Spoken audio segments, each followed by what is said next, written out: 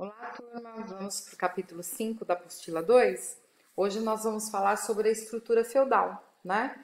Como que ela foi montada a partir do momento que nós tivemos a morte de Carlos Magno. Nós demos início aos processos de transformações que vão gerar o feudalismo.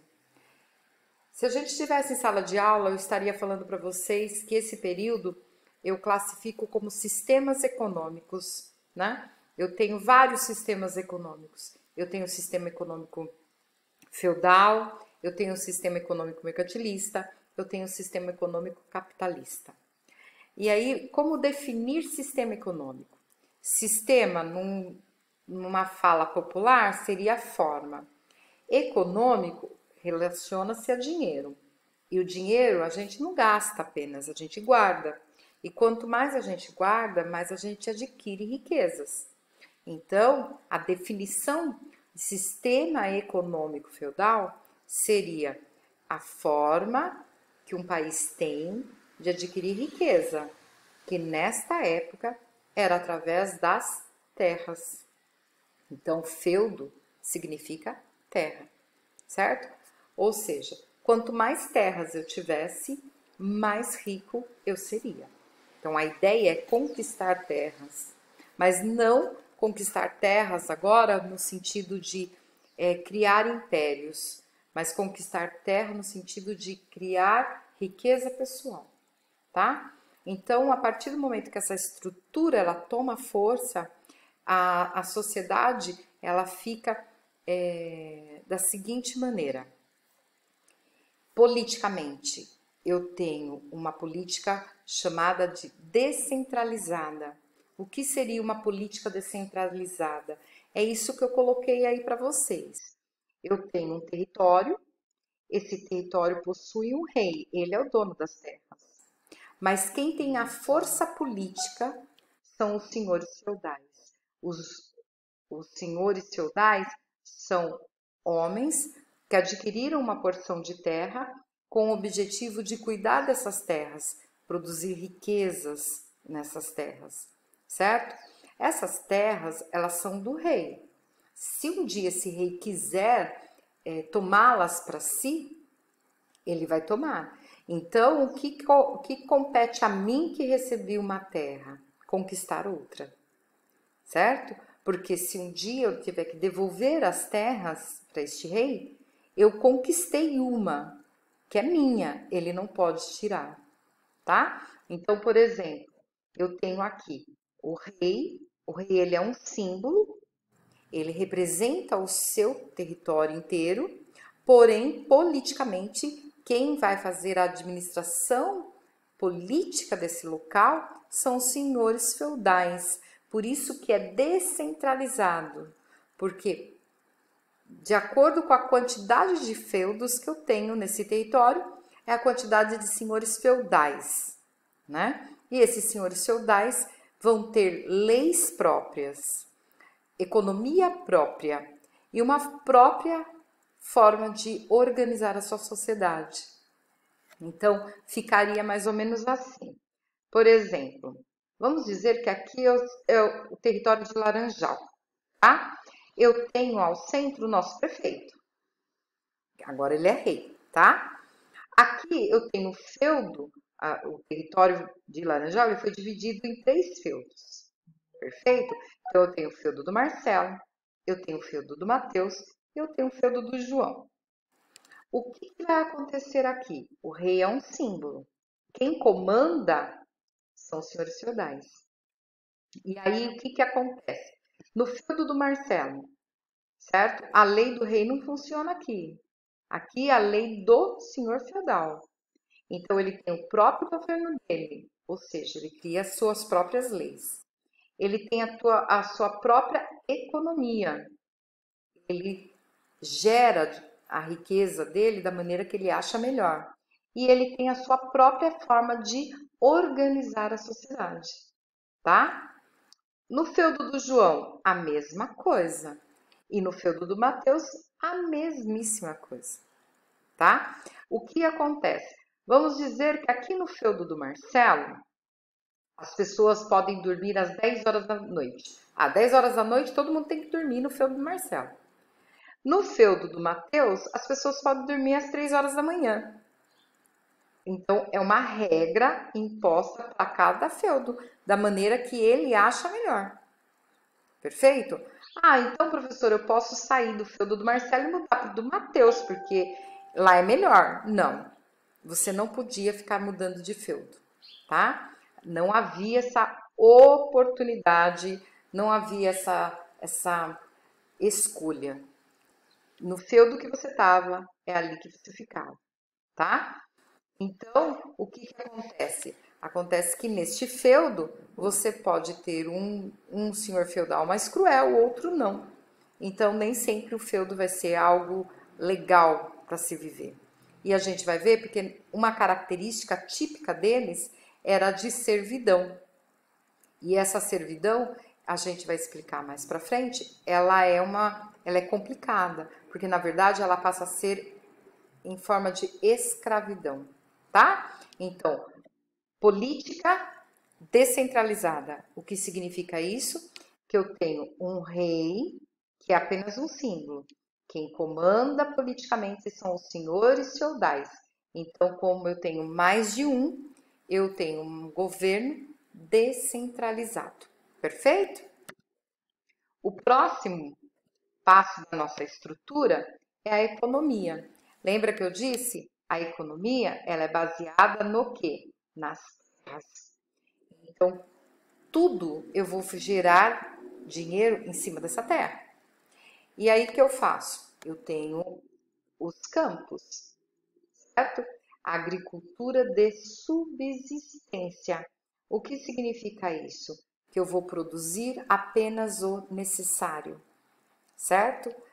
A gente está falando de produção agrícola. Num pé de maçã, não nasce apenas 50 maçãs, porque no meu feudo só tem 50 pessoas. Então, o pé de maçã vai ter 50 unidades? Não, nasce muito mais. E assim sucessivamente, porque a gente está falando de plantações. E aí, o que a gente fazia? A gente pegava a sobra e ao invés da gente vender, porque como nós temos vários feudos, as moedas tinham pesos diferenciados. Então a gente faz um comércio baseado na troca. A moeda ela não existe aqui no sentido de compra, porque no meu feudo a minha moeda vale mais. No feudo do Mateus ela vale mais do que a minha. Então, para evitar esse tipo de conflito, a gente passa a trocar as mercadorias. Eu troco a minha mercadoria, porque eu produzo maçã, por uma mercadoria que no feudo do Mateus tem, que é pera. Então eu faço a troca. E essa troca ela é feita também dentro dos feudos, tá? De acordo com o que eu faço, do que eu produzo, eu vou mantendo as trocas para poder sobreviver. Perfeito? E isso chama-se agricultura de subsistência. E o que significa isso, professora? Produzir apenas o necessário, tá? E agora nós vamos para a sociedade. Lembra que em política a gente tem que falar de 3 coisas básicas sempre: política, economia e sociedade, certo? Então, como que funcionava a sociedade no período feudal? Eu dizia que ela era uma sociedade estamental. Então, estamental é algo sem movimento, é estável. Fica lá parado. Mas quer dizer que as pessoas não andavam, professora? Não. A gente está querendo dizer que se eu sou pobre, eu vou morrer pobre. Se eu sou rico, eu vou morrer rico. Mas, professora, as pessoas não podiam enriquecer? Não. O servo, ele sempre seria servo. Primeiro porque a gente vai adquirir uma dívida com o senhor feudal. Quase impossível, era impossível de se pagar. Perfeito? Segundo, porque eu nasci pobre e eu uso o pensamento medieval, que a gente vai pegar nesse detalhe na próxima aula, tá bom? Eu uso o pensamento medieval, ou seja, se você nasceu pobre, é porque você pecou em algum momento e Deus permitiu que você nascesse pobre, para você aprender e evoluir. É lógico que é uma mentira, é uma maneira de manter as pessoas acreditando que elas são pobres porque Deus quer e não porque eu estou te explorando. Perfeito? Então, essa sociedade, ela é estamental por causa disso, porque você não tinha possibilidade de enriquecer. Nasceu pobre, morreu pobre. Aí o rico não fica pobre? Ele pode até ficar pobre. Ele pode até não ter o que comer. Mas ele tem uma coisa que abre portas para ele em qualquer lugar, que chama-se título. Ele tem um título. O senhor feudal, ele é um conde. O senhor feudal, ele é um barão. O senhor feudal, ele é um duque. Então, esses títulos garantem a ele entrada em festas, entradas em outros lugares onde ele pode dormir, onde ele pode comer, se beneficiar. Ele tem título, você não tem. Você quem é? João. João do quê? Não sei. Não conheço. Agora, se você falar, eu sou o Duque João de Barros, nossa senhora, a palavra Duque já faz, vem, meu amor, entra aqui, senta, quer comer? Quer. Hoje vai ter uma festa, você quer participar? Porque você tem um título, perfeito? E dentro dessa sociedade, eu tenho o pobre. Esse pobre chama-se servo, tá? Ele é um camponês, mas nós vamos dar o nome de servo. Eu não vou poder dar o nome dele de falar que ele é um escravo, porque nesse período o pensamento é religioso. Eu tenho o rei, que é um símbolo, eu tenho os senhores feudais que comandam politicamente, mas a sociedade, desde o rei até o servo, quem comanda o pensamento deles é a igreja. Então, por essa razão, por ser um pensamento religioso, eu não vou poder dar o nome de escravo, que a gente vai ver na próxima aula que eles se tornam escravo. Então, eu ponho servo. Servo significa o quê? Eu estou servindo. Ai, que lindo, né? Não é bonito? Ai, gente, tão bonito de ver, né? Você muda a palavra, parece que muda tudo. Eu nem tenho, nem sou explorado, nada. E nem passo necessidade. Eu sou servo. Escravo. Ah, escravo já muda. Escravo apanha, escravo é judiado, escravo não ganha dinheiro. Não. Às vezes a gente muda o nome para ficar bonito, mas o sentido é o mesmo, tá bom? Então eu tinha dois tipos de servos, que são os camponeses, tá? Então eu tinha um camponês do feudo.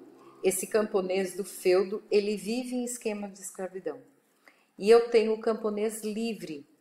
O camponês livre, ele rompe com o feudo. Eles são pessoas que discutem relação, que lutam pelos seus direitos e acabam tendo que fugir do feudo ou são expulsos. Só que se eles forem capturados, eles morrem. Então, o que eles fazem? Eles vão para a floresta e começam a criar um novo grupo nessas florestas. Perfeito? Ah, professora, mas eles não vão para a floresta buscar esses homens que são contra eles? Vão até um pedaço. Eles não entram na floresta, porque a floresta, naquela época, ela era assombrada. Nós falávamos que ela era assombrada. Então as pessoas tinham medo, por essa razão elas não iam. Mas isso é uma outra história que a gente vai contar na próxima aula, tá bom? Na próxima aula, então, nós vamos falar um pouco mais da vida dos servos e dos nobres, tá bom? Nós vamos dar mais detalhes sobre isso. Perfeito, gente? Até mais. Tchau, tchau.